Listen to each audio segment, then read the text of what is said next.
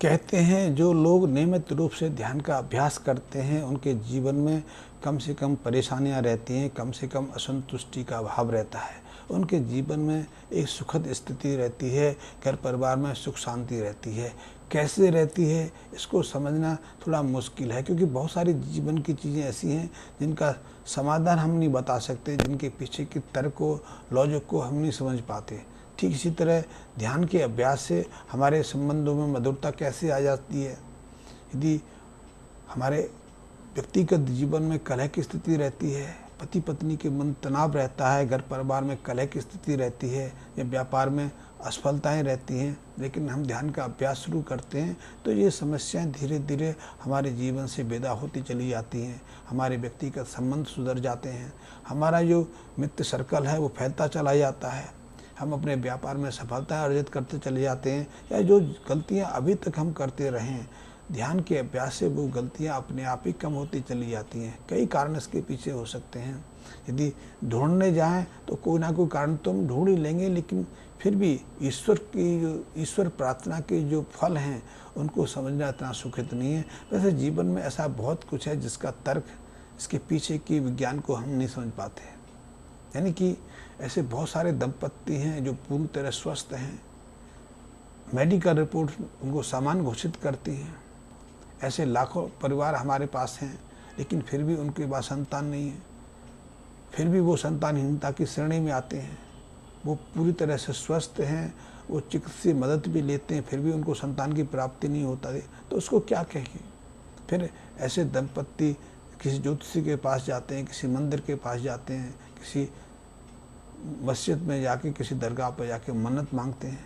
वहाँ भी इच्छाएं पूरी हो ना हो, लेकिन उनका उपक्रम चलता रहता है।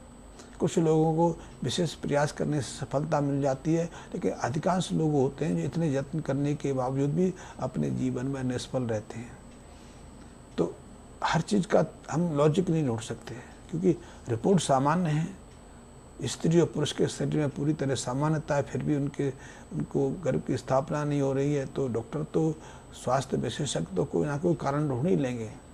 उन्हें तो लॉजिकली आगे बढ़ना है, लेकिन बहुत सारी चीज़ें ऐसी हैं जिनका समाधान हम नहीं खोज पाते।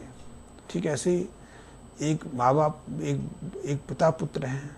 पिता पुत्र का संबंध दुनिया में सबसे श्रेष्ठ संबंध है, क्योंकि पुत्र पिता का ही अंश के रूप में जन्म लेता है और उसका उत्तरदायित्व बनता है, उसका कर्तव्य बनता है कि पिता का आशीर्वाद लेता रहे। लेकिन फिर भी बहुत सारे ऐसे संयोग देखने में आते हैं कि पिता पुत्र के मध्य ही गहरे मतभेद हो जाते हैं। वो एक दूसरे को देखना पसंद नहीं करते, एक दूसरे को नुकसान पहुंचाने का प्रयास करते हैं, या बार बार पुत्र बाप का अपमान करता रहता है, तो कलह की स्थिति बन जाती है। अब उसके पीछे क्या कारण बोलेंगे, क्योंकि उस संतान को जन्म देने में पिता का हाथ रहा है, उसकी परवरिश, उसके पालन पोलन भी पिता के हाथों हुआ है। फिर अनायास उसके प्रति ऐसी धारणा वो क्यों बना लेता है, या पुत्र ऐसा व्यवहार क्यों करने लगता है।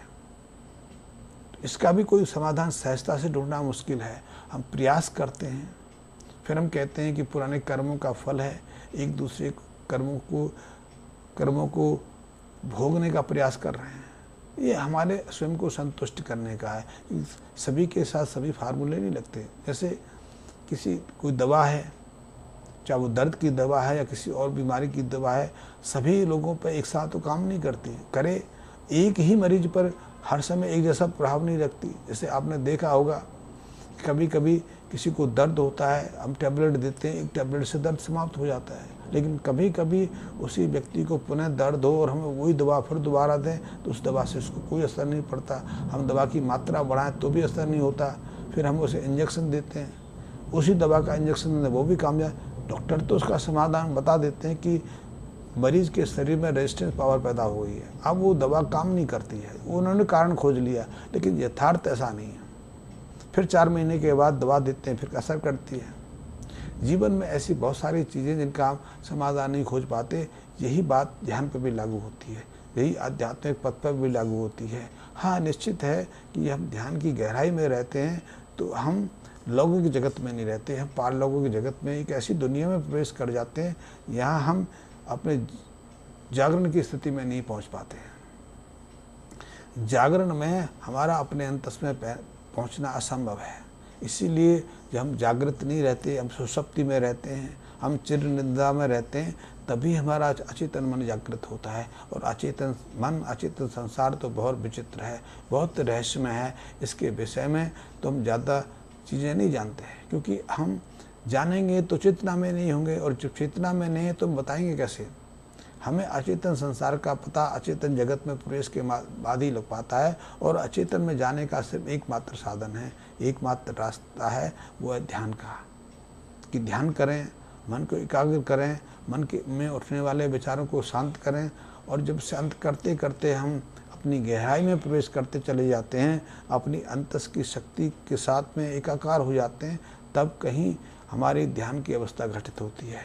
और ध्यान की वो एक ऐसी अवस्था है, आप ऐसी ऐसी चीज़ें सुन के विस्मित हो जाएंगे कि यदि आप ध्यान की गहरी अवस्था में बैठे हैं, आप बिल्कुल निश्चल हैं, आपके पास कोई आता है, उसके मन में कोई विचार होते हैं, तो उन मन के विचारों के प्रश्न उसको मन के अंदर मिल जाते हैं, या फिर मौन संवाद हो जाता है। आपने महावीर के बारे में सुना होगा कि महावीर यहाँ उपदेश देते थे। महावीर के उपदेश शब्दों में नहीं होते थे, निर्विचारता की अवस्था में होते थे, मौन की अवस्था में होते थे। महावीर मौन की मुद्रा में बैठे रहते थे, और उनके शिष्य उनके चारों तरफ बैठ के अपने प्रश्न मन के उत्तर पैदा करते थे, और उनके समाधान को अपने अंदर से मिल जाते थे। लेकिन बात सिर्फ मनुष्य तक सीमित नहीं। महावीर के जो सत्संग थे, उनमें तो बहुत सारे पशु भी आते थे, गाय भी आती थी, दूसरे पशु आते थे, वो उनके आसपास बैठ के उनके आत्मवचनों का आनंद लेते थे।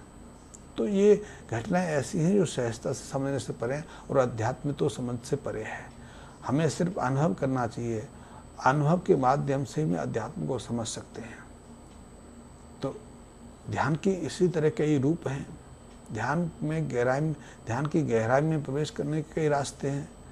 इसके लिए एक रास्ता है कि अपने विचारों को सीमित कर लें, शांत कर लें, मन में उठने वाले विचारों को बिल्कुल समाप्त कर लें, निर्विचारता की अवस्था को प्राप्त कर लें। एक दूसरा मार्ग भी है, उसमें हम मन को, विचारों को शांत नहीं करते, हम ऊर्जा का जागरण करते हैं।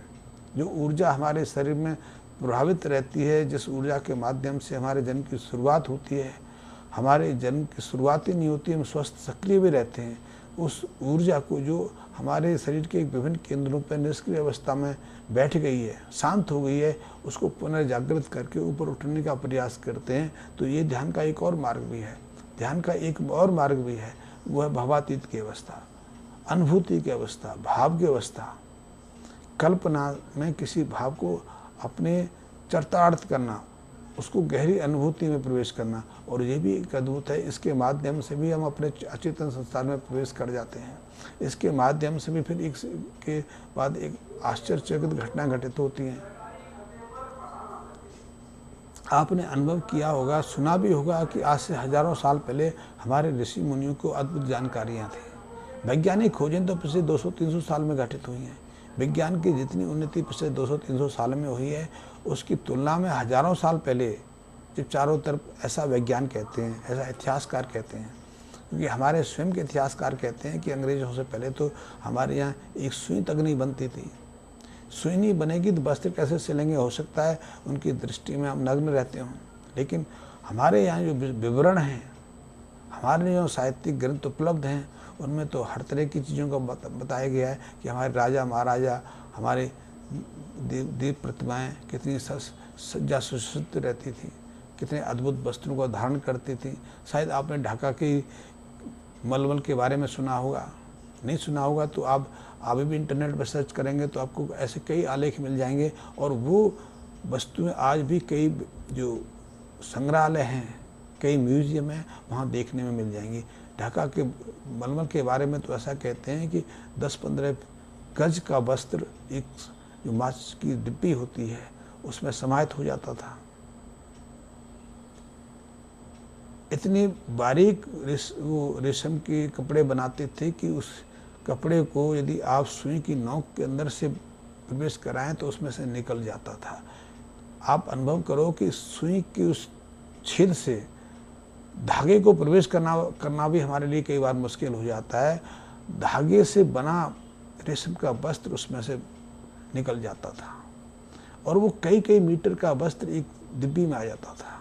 कहते तो यह भी है, अब सही है गलत है ये तो इतिहास का तत्व है। ऐतिहासिक किताबों में लिखा गया है कि मुग़ल बादशाह जहांगीर की जो बेटी थी, उसने कहते हैं कि ऐसा रेशम का बड़ा वस्त्र धारण कर लिया था। वो उसी वस्त्र के माध्यम से राज दरबार में कहीं आ गई। राज दरबार में जब वो पहुंची तो जहांगीर ने देखा कि उसके वस्त्रों के से उसके जो शारीरिक अंग थे वो झांक रहे थे, दिखाई दे रहे थे, क्योंकि वो जो रेशम का वस्त्र उसने धारण किया था वो इतना पारदर्शक था कि उसके शरीर के अंग उसके अंदर से दिखाई दे रहे थे, प्रकट हो रहे थे। तो इस बात का जहांगीर ने बहुत बुरा माना। बेटी को पूछा कि ये क्या, ऐसी हिम्मत तेरी कैसी हुई कि आप पूरे दरबार में ऐसे वस्त्र पहन के आ जाएं। तो उसको जहांगीर को पता चला कि इन वस्त्रों को 7 फोल्ड 7 तय करके बनवाया गया, तब इतनी पारदर्शकता है। एक की कितनी पारदर्शकता होगी, और ये कोई आश्चर्य की बात नहीं है, ये यथार्थ हैं, आज भी कई जगह विद्यमान है। तो यदि हमारे यहाँ वस्त्रों का इतना अच्छा अद्भुत संग्रह हो सकता है, हमारे पास इतनी अद्भुत टेक्नोलॉजी हो सकती है, तो ध्यान का क्या प्रभाव होगा। ध्यान के माध्यम से हम किस चीज़ को जान सकते हैं, जिस चीज़ को हम आधुनिक उपकरणों से जानने में भी पूरी तरह से अनुभव हैं, उसको भी हम अंत की गहराई से समझ सकते हैं, पढ़ सकते हैं, और अचेतन संसार के बहुत सारे रहस्यों को खोल सकते हैं। अपनी क्षमताओं को भी असीमित स्तर तक ले जा सकते हैं। तो ध्यान की बहुत व्यापकता है। ध्यान के माध्यम से किसी समस्या का निराकरण हो जाए तो ये कोई विस्मय